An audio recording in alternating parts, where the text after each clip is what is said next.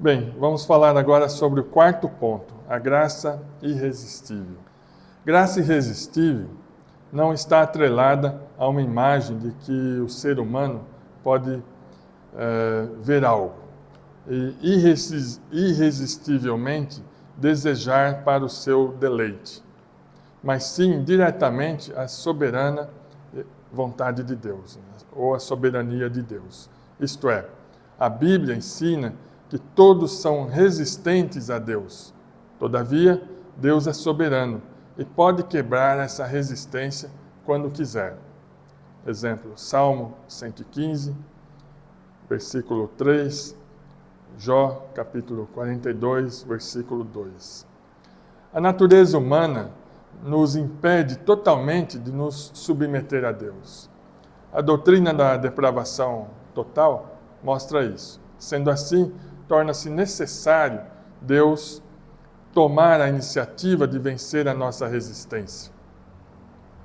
E como já vimos também, se não houver uma regeneração do indivíduo, também não haverá salvação, pois não houve quebra da resistência natural a Deus. Romanos capítulo 8, versículos 7 e 8. Jesus diz claramente que ninguém pode ir a Ele se o Pai não o trouxer. João capítulo 6, versículo 44.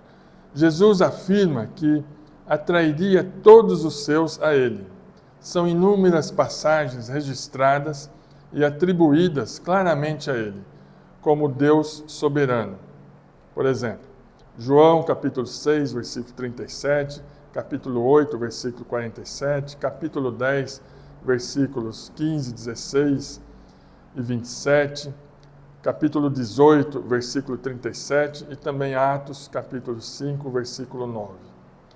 A despeito da nossa resistência natural à graça de Deus, devemos observar que a passagem que Jesus alerta em João 6, versículo 44, que diz o seguinte: se o Pai não o trouxer, está diretamente ligada com o capítulo 6, versículo 65. O sentido aqui é de autorização de Deus. No versículo 65, Jesus disse: não lhe foi concedido, quando se refere aos muitos discípulos que não entram para o reino de Deus. Quem concede é o Pai. A Bíblia chama o pecador ao arrependimento e à fé em Cristo. O arrependimento é ensinado como um dom dado por Deus. O arrependimento é um sinal de conversão, de mudança. Novo nascimento que opera a quebra da resistência à graça de Deus. Por isso se chama graça irresistível.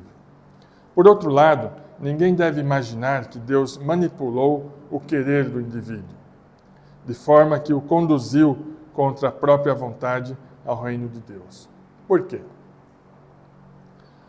Porque a graça irresistível opera uma mudança no interior da pessoa, que quebra a resistência a Deus, que estava estabelecida de forma natural pela ação do pecado em todo o ser humano.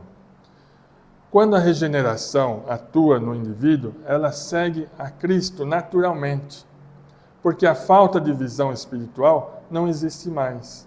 Jesus disse a respeito do novo nascimento para Nicodemos, em João capítulo 3, os versículos 6 e 7. Por esse fato, os crentes não atribuem a si mesmos a salvação, nem muito menos se vangloriam da salvação. A maioria absoluta reconhece imediatamente a graça irresistível da operação de Deus em suas vidas. É uma cegueira que não existe mais. 2 Coríntios, capítulo 4, versículos do 4 ao 6. Dificilmente você vai achar um crente dizendo, se glorificando na salvação. Um crente sempre atribui a salvação, a glória a Deus, não a si próprio. Então, o novo nascimento é um ato da soberania de Deus. A Bíblia diz que é da vontade de Deus. João capítulo 1, versículos 12 e 13. O próprio Senhor, de forma sobrenatural, nos regenera para uma nova vida em Cristo.